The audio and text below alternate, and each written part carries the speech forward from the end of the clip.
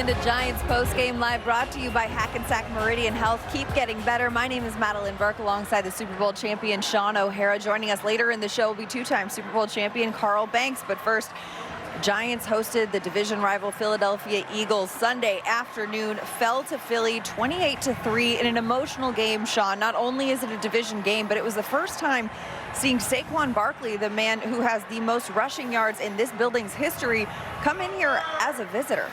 Yeah, obviously a lot of conflicted emotions, I think, for Giants fans, for former teammates, pretty much everybody in the Giants organization, because Saquon, the person, everybody loves and roots for. But to see him come into this house wearing another uniform, look, that was the talk all week long. What was that going to be like? And the Giants' worst nightmare took place. Saquon came into this house, into MetLife Stadium, and took over the game. He was the best player on the field, and as a Giants fan, to sit there and to see him dominating our defense and basically putting this offense on his shoulders and saying, I'm going to carry the weight, I'm going to do this. Look, that stung. I mean, this was a loss, but this was a devastating loss. It feels like more than a loss. It's not just did we lose the Philadelphia Eagles, who have had our number over the last few years anyways. Coming into the game, I think we lost 17 of the last 21 to begin with. So they've kind of been in the Daboll, if you will, to the Giants. But to have them do it through Saquon and have him literally rip our hearts out and stomp all over it, this is tough. It was tough to watch. You know, obviously, as a former Giant, for fans to see them going through this and watching this, I'm sure for everybody in the organization, a loss at home on a gorgeous day. I mean, the weather was perfect. It was a perfect opportunity for the Giants to get their first divisional win. Yes, they were going through some things that they had to work through as well, but the defense, Madelyn, I thought played well enough to start this game, well enough in the first half to have this game in a winnable opportunity, and yet the offense laid a complete egg again at home. Failing to score a touchdown, 3 points, not good enough. And the offense unable to score a touchdown. Obviously, the big news earlier this week from the Giants is left tackle Andrew Thomas out for the season. He's got a Lisfranc injury. He will be having foot surgery. This was a big change for this offensive line that, coming into Week 7, had played the last 6 weeks as a continuous unit. Brian Daboll started Josh Ezeudu at left tackle, but it wasn't just the left tackle position. It seemed like Daniel Jones was under pressure all day. The Eagles had 8 sacks, 7 of them on DJ and 1 on Drew Lock, who came in the fourth quarter. Yeah, I mean, listen, coming into the game, obviously, losing Andrew Thomas, he's arguably maybe even your best offensive player. That's a huge blow. Josh Ezeudu was ready for the task. I thought he stepped up admirably. You're not going to ask him to do all the same things that you would Andrew Thomas, so he certainly got some help, and they tried to protect him. But 2 weeks in a row now, you lose Kayvon Thibodeau the week before. He goes on IR. Ojulari stepped up and played well. Ezeudu stepped up. I thought he played adequate. I thought he did a good job. He has played left tackle before. Look, he did have a couple plays where you could see, like, all right, he's not, he's not Andrew Thomas, and that's not on him. That's just offensively they had to play better. Look, John Michael Schmitz gave up a sack. He got beat on a blitzing linebacker. Devin Singletary gave up a sack. So the 8 sacks, look, that was a team effort. That wasn't just on one guy. It wasn't just on the offensive line. But again, week in and week out, Madelyn, we stand here and we try to figure out what's wrong with the offense. What's going on? Is it one guy? No. It's not one guy, and it's not the play calling. It's just the execution. Guys aren't getting open when they need to get open. Why is Daniel Jones holding on the ball? There's nobody to throw it to. When there is somebody to throw it to, there's pressure, or there's a missed throw, or somebody doesn't catch the ball. And then even when we had a touchdown to Theo Johnson, yeah, the rookie out of Penn State, he gets called for pass interference. So it's like the offense just can't get out of their own way, and it's self-inflicted wounds. And I tell you, this is going to be a gut check week, because right now, guess what? The daggers are out. People are looking to point fingers and point blame and blame coaches and players. And I had one coach always say, look, if you make a fist, guess what? When you make a fist, all the fingers point right back at you. So that's what everybody on this team has to do, and they've got to figure out a way to get some points, because the fact that they can't find the end zone, it's a disgrace, really. The fact that they can't score points. Everybody's scoring points. My son's 11 years old. His football team, they can find a way to score points. They could score 14 here at MetLife. I guarantee you that. It's a tough one for sure, but let's get another perspective on this one. The Giants fall to the Eagles 28-3 is the final score. Let's send it down to the field where Paul Dottino and Brandon London are standing by. Well, thanks, Madelyn. And really what it comes down to for the Giants is that they get off to a horrible start in the first half, and then it just snowballed down 14-3 at the break, and really, you look at the big run by Saquon Barkley, although he did not score, and then, of course, the bomb to Brown, which he did score on. Those big plays kind of soiled what really was a fairly solid defensive first half for the Giants. Yeah, and it's been like that all year, Paul, and that's unfortunate because when we talk about the Giants defense, this defense could be a top 10, top 5 defense if they had help offensively.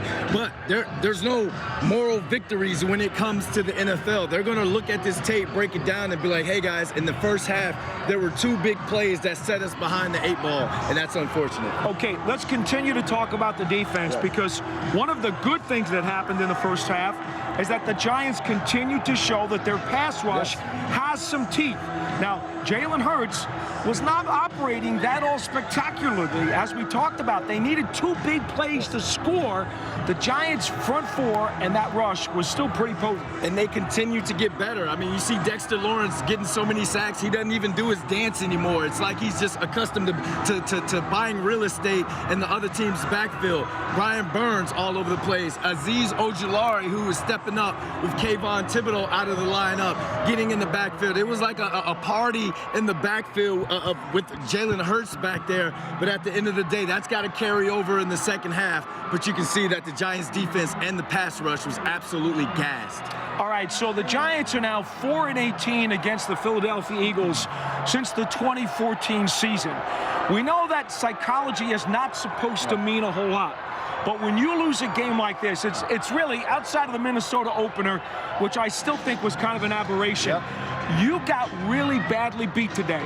And I think this is a game where the Giants need to look at the tape and get really angry at themselves. Absolutely. Unlike the previous 3 losses where they could talk about circumstances. You can't do that this time. No, my rookie year, we had guys like Antonio Pierce, Plaxico Burress, Richie Sorber. There's so many leaders in that locker room to where if you would have lost a game like this against a team who has kind of had your number the way that you just explained, there's going to be a very passionate players-only meeting where things are going to get addressed. You need to be pissed off when you watch this tape because in the NFL, it's all about accountability. Now you have a chance to go out on a Monday Night Football against a Pittsburgh Steelers team. You better put something out on tape because at the end of the day, this thing can turn and get uglier. All right, that'll do it from down here on the field. Let's go back upstairs. Thanks so much, Paul Dottino and Brandon London. We're going to continue to break this one down after the break. The Giants fall into the Eagles. 28-3 is the final score. But Giants fans, it's Moody's. Decode risk, unlock opportunity. You can learn more at moodys.com. After the break, we're going to hear from head coach Brian Daboll. That and much more to come as Giants postgame live continues here following a tough division loss on a Week 7 afternoon. Giants fans, want to remind you that limited tickets are available for remaining home games at MetLife Stadium for the Giants' 100th season. Just scan the QR code on your screen or visit giants.com/tickets to find your game and secure your seat today. Back with more on Giants Postgame Live, brought to you by Hackensack Meridian Health. After this, stay with us. Welcome back to Giants Post-Game Live, presented by Hackensack Meridian Health. Keep getting better. The Giants at home, Week 7 against the Philadelphia Eagles, falling to the visiting team 28-3 is the final score. Welcome back to the show. Madelyn Burke here alongside Super Bowl champion Shaun O'Hara, 2-time Super Bowl champion Carl Banks. Carl, we talked about this a little bit in the beginning of the game. The Giants defense showing up, the offense unable to put points on the board, but you look at the pressure leading the league in sacks. Dexter Lawrence already a career high in sacks. It's only Week 7, and he's a nose tackle. Yeah. But when you look at the way the defense is playing against the way the offense is playing, what do you make of this game? I make this game of one guy almost got 200 yards rushing. It wasn't good enough, and I'm sure Dexter would trade his sacks today for victory. I mean, this is not acceptable. I mean, this is as simple as that, and this is what it looks like when they look in the mirror now, because these were warning signs for the last 4 weeks, right? And now you look in the mirror and it's a blowout. But you have been dancing around this for a long time, and it all came to a head, which that's normally how it goes in this league. You don't fix the things, you don't value the possessions, then all of a sudden it shows up in the worst way. Yeah, it feels like another game where the inefficiency by the offense it just got magnified. You know, the fact that they can't find the end zone, they can't score a touchdown, and when they do, they get called for pass interference. It totally deflates what the defense is doing. And the defense came out on fire. You mentioned Dexter Lawrence got a sack. Brian Burns got a sack. I mean, he was eating up their back up left tackle. Look, we were without Andrew Thomas. They were without Jordan Mailata. So they were having a field day over there on the edge.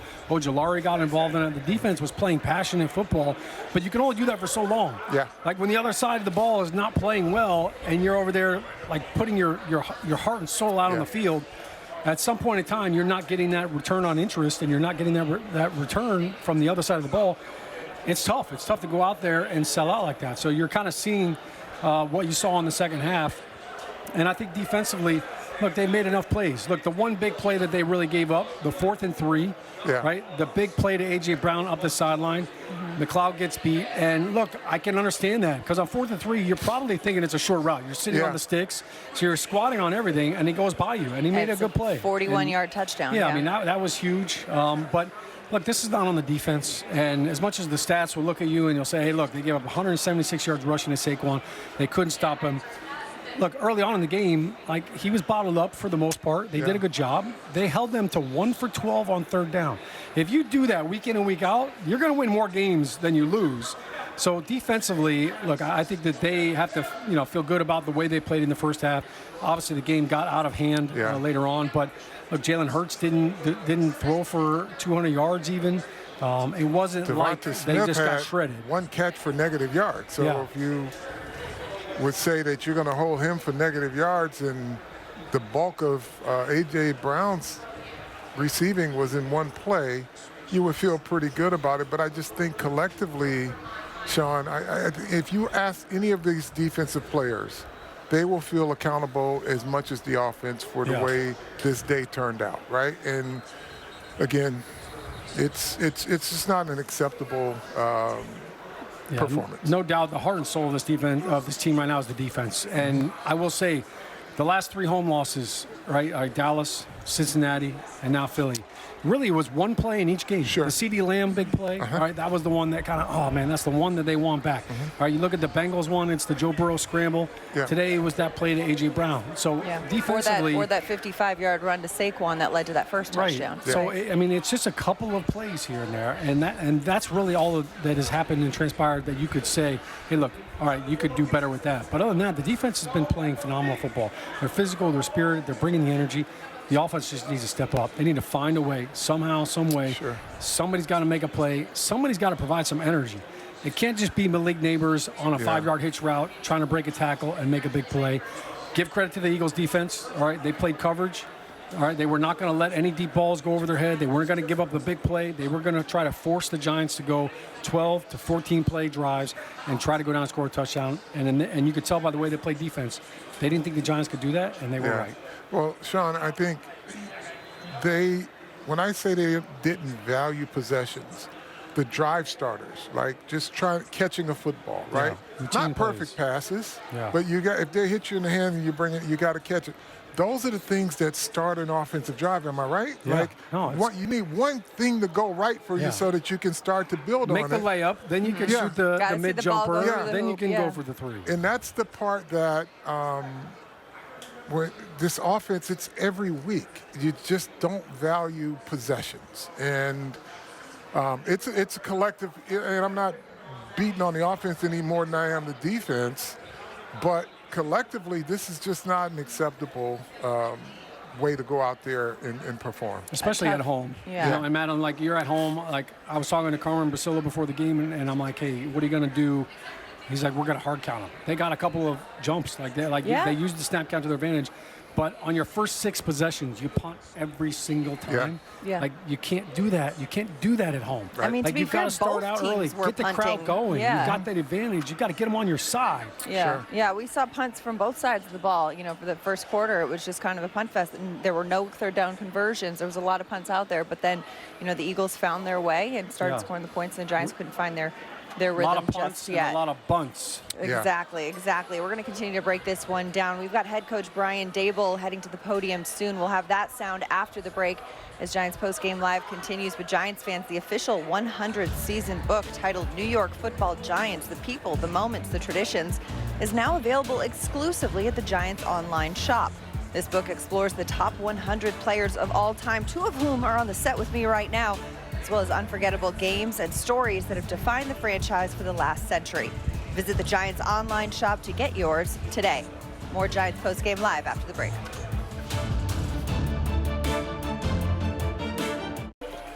Giants fans, join the Giants text alert community for breaking news, sweepstakes, ticket offers, and important game day information. Just scan the QR code on your screen or text GIANTS to 201-636-1569 to get started. Welcome back to Giants Postgame Live, brought to you by Hackensack Meridian Health. I'm Madelyn Burke alongside Shaun O'Hara and Carl Banks. The Giants fell to the Eagles 28-3 in a Week 7 loss at MetLife Stadium. Let's send it down to the podium where head coach Brian Daboll is addressing the media. Got out-coached, got out-played. Made a change in the fourth quarter when it was 28-3. We had 100 yards just to create a spark. Daniel will be the quarterback going forward. But obviously we didn't do enough offensively. Hardly had any yards, no points. Defensively, I thought we battled hard. We had 2 big runs in the first half, and then that 4th down to AJ, and then the game kind of got away from us. They ran the ball, but just not a good day all the way around. No excuses. Got to play better, coach better. Dave, you talked about a spark in the full court. Did you think at all? Did you think about maybe early in the game to provide that spark by making the change? Yeah, I thought it was. Look, it was the score didn't get out of hand.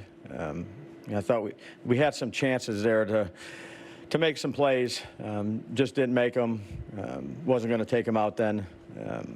Just look all the way around, for not just quarterback, coaching, the everything just wasn't good enough. There have been games in the past where you've gotten outscored by a lot and not scored a lot of points. So what One more time, I'm sorry. There's been games in the past where you've been lopsided and not scored a lot. So why today made you think this was it was we had 100 yards, so I was trying to create some type of juice and maybe make a few plays and swing the momentum a little bit, but that didn't happen.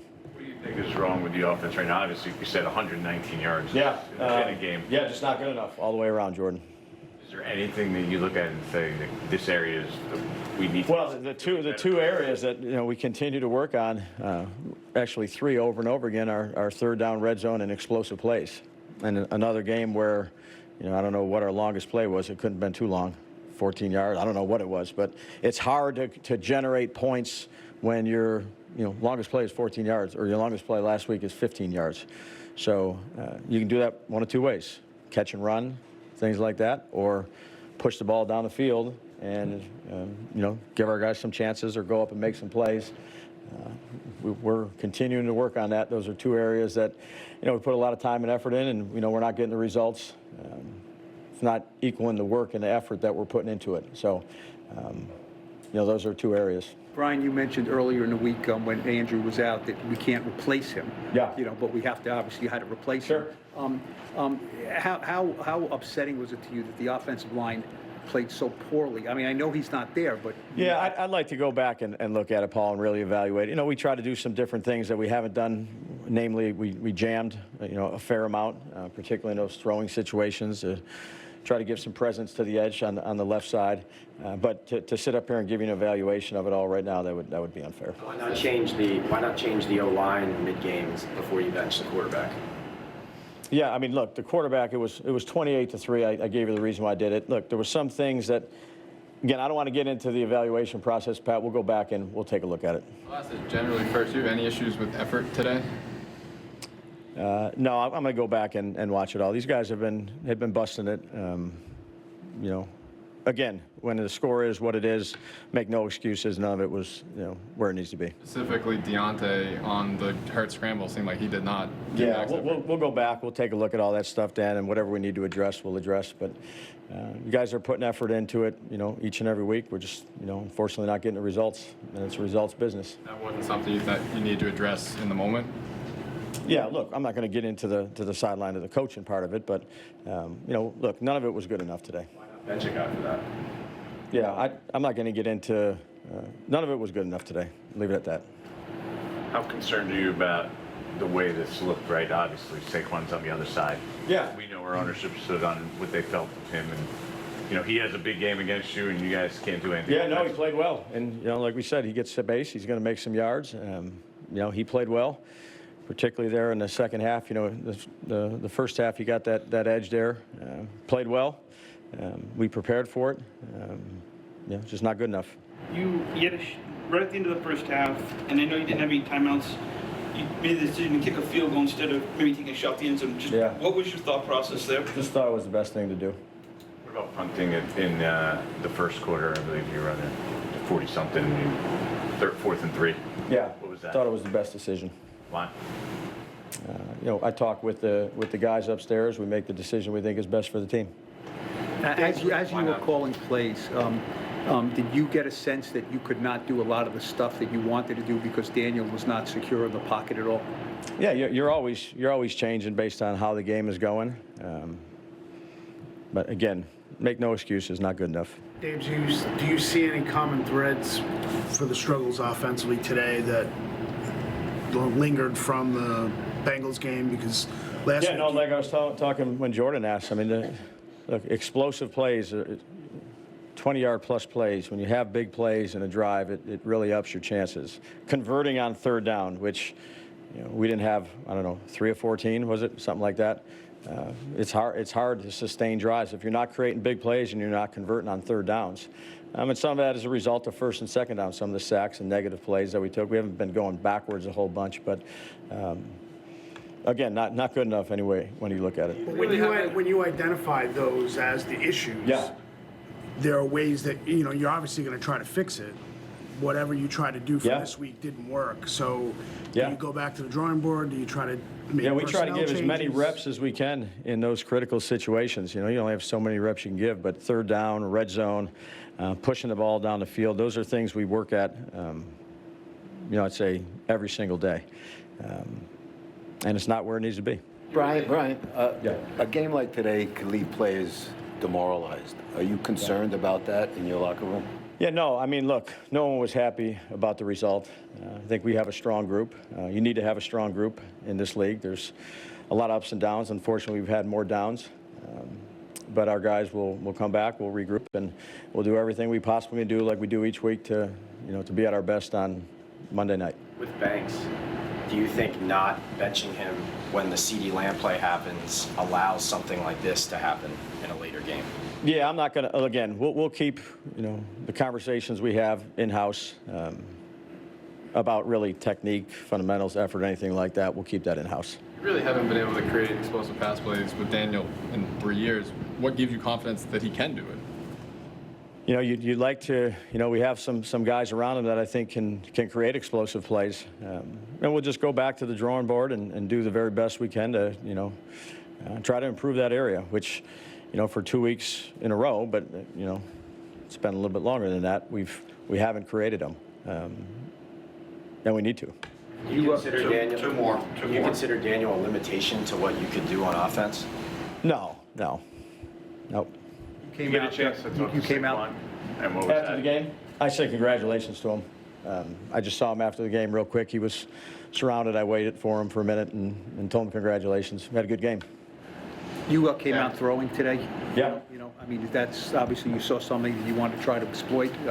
Was that the reason you know? Yeah, I thought we had some space in there. I thought there was, again, some opportunities. And we just, for whatever the reason may be, we didn't get it done. Okay. All right, Dave. Okay. Thanks, guys. That sound from head coach Brian Daboll is brought to you by your local Ford stores. Ford is proud to be the official truck of the New York Football Giants. We heard a lot from the head coach reacting to the 28-3 loss to the Philadelphia Eagles. Of course, he did say Daniel Jones, of course, will be the starter in Week 8. He pulled Daniel Jones out of the game in the fourth quarter, put Drew Lock in there to try to create a spark. But he also said that it's frustrating. The results are not equaling the work and the effort that we put into it, Daboll says. So, Carl, when you listen to what the coach is saying after this game, what do you make of that? Well, there's practice and then there's a game, right? So you have to transfer the work that you put into it into an actual, and I'm not being facetious here, and Shaun knows, you can do a lot of things right in practice, but the conditions are different, right? You've got to trust your fundamentals when you get in the game so that those things can carry over. Yeah, I mean, look, it's a production league, and that's really what it comes down to. It doesn't matter what you do during the week. It matters what you do on game day, and you've got to produce. Daboll knows that. Daniel Jones knows that. Everybody in the NFL knows that. It's what you do on game day. All right, that's how you keep a job. That's how you get paid. You're getting paid to win games. He knows that. The offense right now just has zero rhythm, and the third down is key. It's crucial. You win games in the NFL based on how you do on third down and how you do in the red zone. Those are two of the biggest areas of concerns right now for this Giants offense. And no matter what you do, you can try to create all new plays, or you can go back and say, hey, look, we're going to limit the plays, and we're going to just find these 3 or 4 plays that we do so well, it doesn't matter what the defense does. It doesn't matter what they are in. We are still going to be able to convert. They have not gotten to that point. And look, there's change every single week. So obviously Malik Neighbors in and out of the roster due to concussion. You know, you've got Josh Ezeudu in there now at left tackle. You've got moving parts. So you only have so many reps so you can practice things. But, you know, look, the reality is this offense, this is not just a one-game situation. This is not an outlier. This has been something they worked on in training camp. We've stood up here and talked about how when they started training camp, it was red zone. That was the emphasis. Right out of the gate. The first day of practice, it was we are working red zone. We've got to score points. And they still can't seem to get it done. So that's the frustrating part. And, look, if you're a coach and you're putting in plays and everything looks great in practice, and it's like, all right, hey, that's a great play. We're expecting that to work. And then you go out there and the ball's dropped or it's not thrown or somebody misses a block. That's what's so frustrating. And I think, you know, for Daboll and for this locker room, this is a crucial week right here. Yeah. You got an extra day. They're playing Monday night next week. We're going to find out what this team is made of. We're going to find out what the leaders are made of, what this locker is made out of. I don't want to hear any players-only meeting. I just want to hear guys saying, look, we're accountable. We're accountable to each other. We can no longer keep coming in here and saying, my bad. Like, enough is enough. Yeah, and like Daboll said, you know, red zone, third down, explosive plays, the point of emphasis. Those are things that he needs his team to correct. There's no cavalry coming. There's no cavalry coming. There is no help coming. Like, you got to fight out of this yourself. Together. Yep, and that is a wrap for the 2-time Super Bowl champ Carl Banks on the show. Shaun and I will be back after the break with more Giants post-game live, but want to remind you guys, guests of our post-game show received a gift certificate to Ben & Jack's located on 44th Street in Manhattan. From the celebrated porterhouse to finer seafood, Ben & Jack's will surpass your expectations of what a steakhouse should be. After the break, we're going to hear from Giants wide receiver Malik Neighbors. That and more on Giants post-game live after this.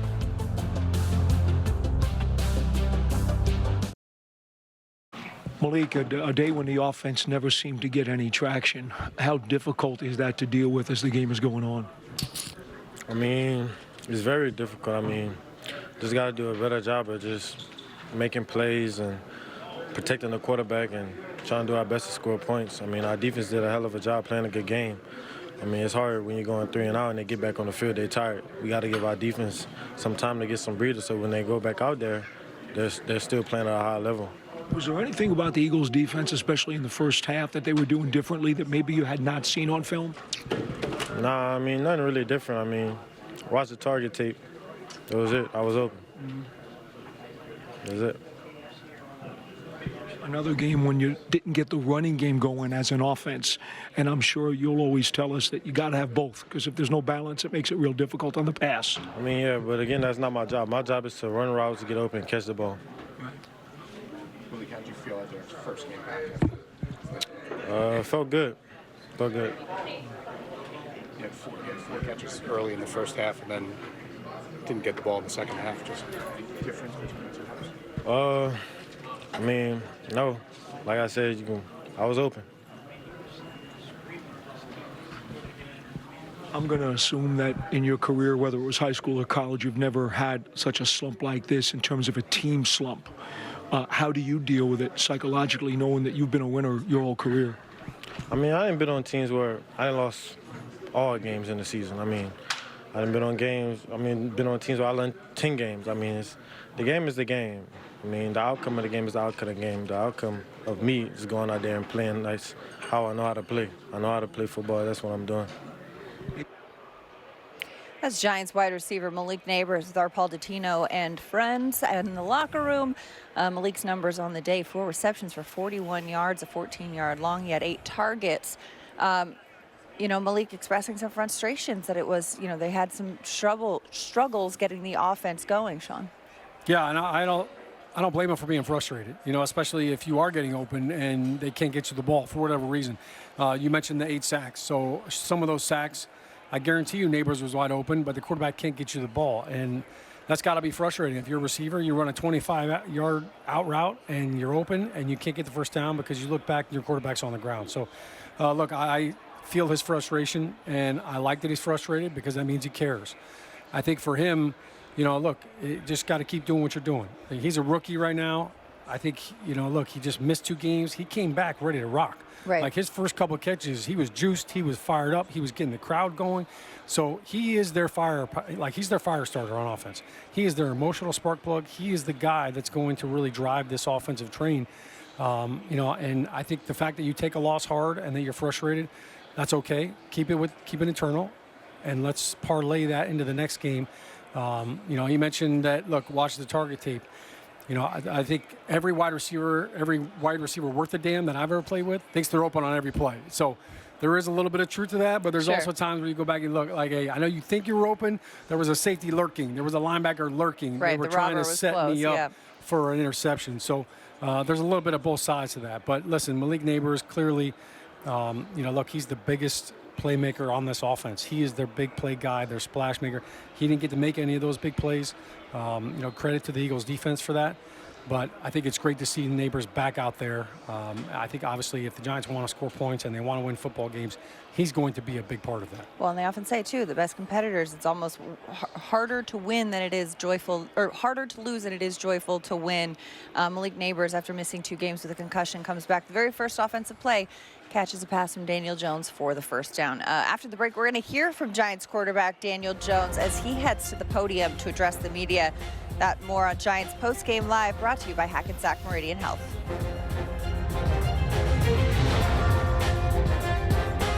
I think just our execution wasn't there. Third down was obviously an issue, sustaining drives and getting a rhythm. So frustrating. Look at the tape and see where we can improve, and certainly look at myself and see where I need to improve.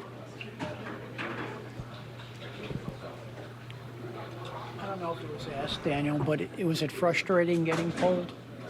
Yeah, it was frustrating. You want to be out there playing with your teammates and fighting to score points and move the ball. And, so I was frustrated. But not my decision. But, frustrating for sure, and want to be out there playing. Did they bring more pressure than normal? They brought some pressure here and there.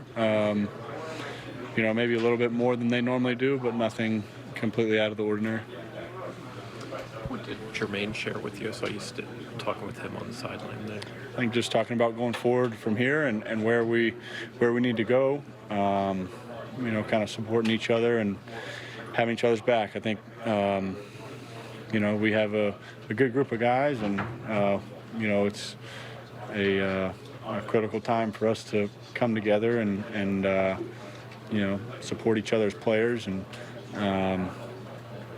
ignore the noise or the wherever that's coming from, and stick together as players and teammates and move forward, address what we need to address, and continue to improve.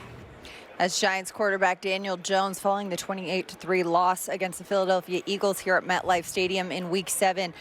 Shaun, we heard DJ talking about how, Illuminor and some of the teammates just sticking together, and we felt that kind of in the building in these weeks. Despite the highs and lows of this season, the locker room still feels very together. DJ also expressing, it is frustrating to be pulled out of a game, but Brian Daboll wanted to create some sort of a spark on the offense by putting Drew Lock in there in the fourth quarter. Yeah, I'm sure he's frustrated, not just at being pulled off of the game, but frustrated with the fact that that's happening and that the game has gotten to that point. It's a divisional game. It's the Philadelphia Eagles. You want to be in this game to the end, and you want to be able to lead your team down for a victory on a game-winning drive or have the opportunity to do that. So frustration's on a lot of levels. I also think this wasn't just, hey, you want to provide a spark. I mean, you're down 25 points. This is also a move to protect Daniel Jones because, let's be honest, if Daniel Jones is out there, goes back out there and gets hurt and now misses the entire season or misses time, they're going to be questioning the coach. Why was he even in the game? The game was out of hand. You had your backup left tackle in there. Why would you have your starter in there? So I think it was a little bit of both. Hey, look, the offense is not doing great. All right, we'll put in Drew Lock, give him some reps. Maybe he can make a play here or there. But we could also protect our franchise quarterback. Absolutely. And I think that was a smart move. Yeah, the Eagles defense put up 8 sacks on the day, 7 of them on Daniel Jones, 1 on Drew Lock. Speaking of Drew Lock getting some playing time, let's send it down as QB2 is speaking to the media. You know, I'm obviously trying to fulfill the expectations of the guys around me, you know, wanting to play well for them. But, you know, I'm also wanting to fulfill my expectations of what I can do, regardless of, you know, what type of situation you get put in. Yeah, at the end it's tough. You know, it is what it is, you know. That's what I signed up to do. Hopefully this is my last time of doing that in that situation as we go on and roll the rest of the year. But, no, go out, sling it a little bit, try to get something going, try to get something rolling. Just is what it is, really. You know, you got to go out there and try to throw it around. Hey, speaking of Giants quarterbacks, Giants fans, check out the Eli Manning Show presented by Panini Prism Trading Cards. All you have to do is subscribe to the Giants YouTube channel to catch all of the new shows. It's the Eli Manning and Shaun O'Hara Show. The Eli Manning Show. Subscribe today. We've got more coming your way on Giants Postgame Live, brought to you by Hackensack Meridian Health.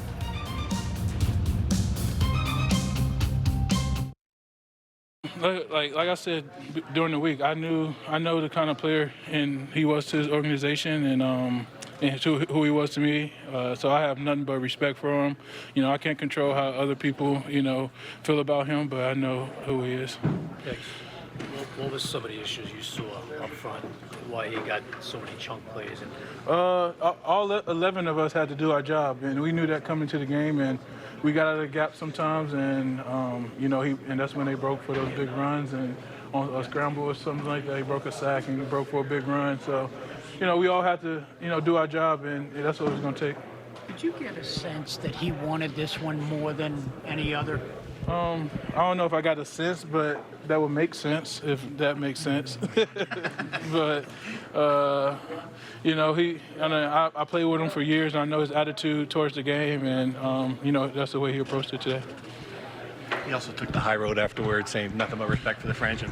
I guess that doesn't surprise you either. No, I mean, that's the kind of guy he is. You know, he's a respected guy, you know, yeah.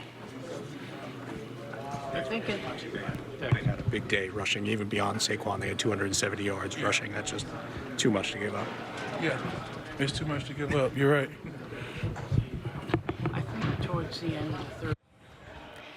As Giants tackle Dexter Lawrence, talking about the return of Saquon Barkley, who ran for 176 yards and a touchdown today against his former teammates. But Dexter's numbers today, 5 tackles, 2 sacks, increasing his number to 9 sacks on the season. Shaun, that's a career high. The Giants defense is, you know, despite their struggles against the run today, they're leading the league in sacks. And for the team's leader to be the nose tackle, 9 sacks through 7 weeks, that's pretty impressive work. Yeah, it's amazing what Dexter Lawrence has been able to do. He's been really the bright spot for this Giants team. Both he and Brian Burns, the production that they're getting out there on game day. And Dexter Lawrence, I mean, look, he's unblockable in the run game. He also had 2 tackles for a loss. So his impact is felt on every single down. But the fact that he's able to continue to disrupt these games, as you mentioned, 9 sacks already. You know, look, he's going to be in the Pro Bowl again this year. He's having a phenomenal season. Maybe other people on the team need to start eating some more chunky soup. Maybe that's the secret sauce. But I think for Dexter, you know, look, the way he's playing is spirited. The very first carry for Saquon Barkley today, he ran right into Big Papa Bear. And Dexter gave him that big old hug and said, "You're not going anywhere." Saquon ended up having the last laugh with his big rushing day. But I think when you look at Dexter, the way he's playing and what he means to this defense and what he means to this team, you know, goes above the sacks. Like, he is the heart and soul of this defense. And despite that, like the fact that they still rushed for over 250 yards, with Dexter Lawrence, with Brian Burns, you would think that production would not have been as good. Absolutely. Let's hear from Burns now as he's speaking in the locker room. Early on, it was effective. Later in the game, I felt like they were able to stay on stay on course more than we would like them to. You know, they had a couple plays hit, so they smelled blood in the water and, you know, kept running those plays. It's just up to us to, you know, to adjust and fix it.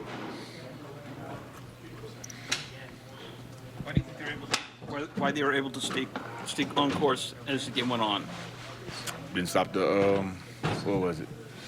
It was some type of read option pull. Didn't stop it, and they set it up in different ways, and they just kept running that play, pretty much. And he was finding the crease, and you know he's a great back, so he made some things happen.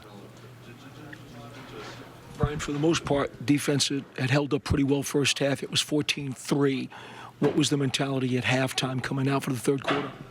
They had a couple explosives that led to points. The main thing was just trying to eliminate those. You know, that run by Saquon and that pass on the left side, on our sideline to AJ. Yeah, so 1.5 is really those two plays that really hit big for them, and we were just trying to eliminate those. You guys had a lot of. That's Giants linebacker Brian Burns. We've got more to come, though, as we continue to break this one down and move on to Week 8. It's Giants Postgame Live, brought to you by Hackensack Meridian Health. We'll be back with more after this.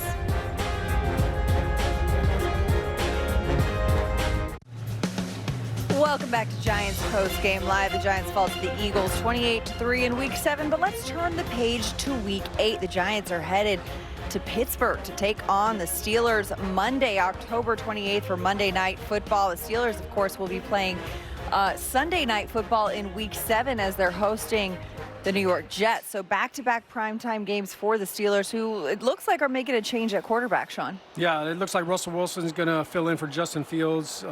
They just scored 32 points in the previous week, so obviously that could look like a totally different offense. But listen, Najee Harris he's a tough guy to bring down. He's kind of the thoroughbred offensively. George Pickens is a heck of a matchup.